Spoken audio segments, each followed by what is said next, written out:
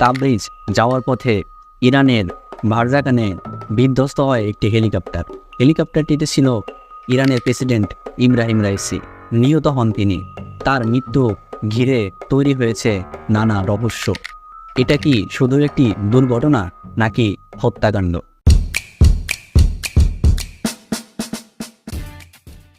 Iran পৃথিবীর অন্যতম শক্তিশালী একটি দেশ। ইরানের সাথে আমেরিকা কিংবা ইসরায়েলের গভীর শত্রুতা রয়েছে। আর ইরান প্রতিনিয়তই আমেরিকা কিংবা পশ্চিমাদের চোখে চোখ রাঙিয়ে সবসময় চলে। আর ইব্রাহিম রাইসি ছিল এমন একজন দাপুটে নেতা যে পশ্চিমা নিষেধাজ্ঞার তোয়াক্কা না করে তাদের সাথে চোখে চোখ রাঙিয়ে চলেছে সবসময়। সাম্প্রতিক সময়ে ইসরায়েলের উপর ইরানের হামলা যেন রাইসিকে আরও বেশি বিষ করে তুলেছে মার্কিন যুক্তরাষ্ট্র ও ইসরায়েলের কাছে। তাই সন্দেহের তীরটা তাদের দিকে যাওয়াটা খুব স্বাভাবিক। আর সন্দেহটা হওয়ার পিছনে কিছু কারণ রয়েছে। চলুন অতীত থেকে ঘুরে আসা যাক। সালটা 2010। মজিদ শাহরিয়ারি নামের একজন শীর্ষস্থানীয় ইরানের পারমাণবিক বিজ্ঞানী গাড়িতে করে কোথাও যাচ্ছিলেন। হঠাৎ এক মোটরসাইকেল এসে তার গাড়ির সাথে চৌম্বকীয় বোমা সেট করে এবং সেই বোমা বিস্ফোরণে তিনি সেখানেই নিহত হন। ঠিক একই বছর ইরানের আরেক পদার্থবিদ মাসুদ আলী মোহাম্মদীকে তার গাড়ির পাশে রাখা মোটরসাইকেলে বোমা বিস্ফোরণ ঘটিয়ে হত্যা করা হয়। ঠিক তার পরের বছর অর্থাৎ 2011 সালে দারিয়াস রেজা ইনজার নামের ইরানি আরেক বিজ্ঞানী তার ছোট মেয়েকে আনতে তিনি এবং তার স্ত্রী সহ কিন্ডারগার্টেনে যাচ্ছিল। এমন সময় মোটরসাইকেলে করে কিছু আততায়ী আসে এবং তার উপর হামলা করে এবং সে মারা যায়। একই বছর ইরানের এক সামরিক ঘাঁটিতে বিস্ফোরণে নিহত হন হাসান তেহরানি সহ আরও 17 জন। হাসান তেহরানি ছিল ইরানের ক্ষেপণাস্ত্র কর্মসূচির একজন গুরুত্বপূর্ণ ব্যক্তিত্ব।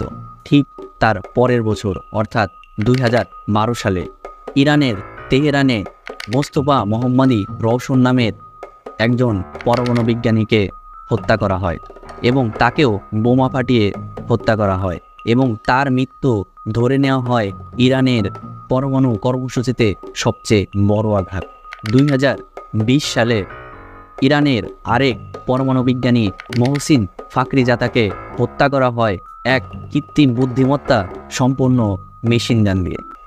আর ইরানি সরকার এই সকল হত্যাকাণ্ডের জন্য ইসরায়েল কিংবা পশ্চিমা গোয়েন্দা সংস্থাগুলোকে দায়ী করে আসছে, যদিও ইসরায়েল এ দায় সরাসরি কখনো স্বীকার করেনি।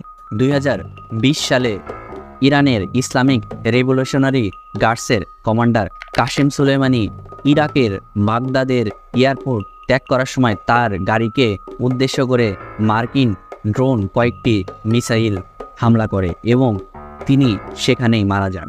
এবং তার এই হত্যাকাণ্ড ছিল তখনকার সময়ে সবচেয়ে আলোচিত টপিক।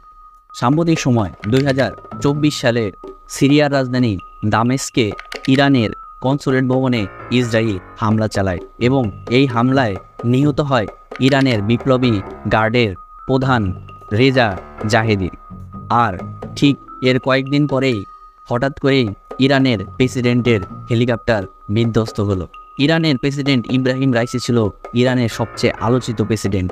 আর তিনি দিনে দিনে চক্ষুশূল হয়ে ওঠেন ইসরায়েল ও মার্কিন যুক্তরাষ্ট্রের কাছে।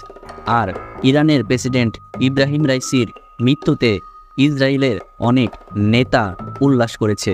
তাই সন্দেহের তীরটা তাদের দিকে যাওয়াটা খুব স্বাভাবিক। যদিও প্রাথমিক তদন্তে বলা হয়েছে বৈরী আবহাওয়ার কারণে এবং যান্ত্রিক ত্রুটি কিংবা পাইলটের গাফিলতির কারণে, কিন্তু বিশেষজ্ঞ কিংবা ইরানের অনেক সাধারণ মানুষ এটি মানতে নারাজ।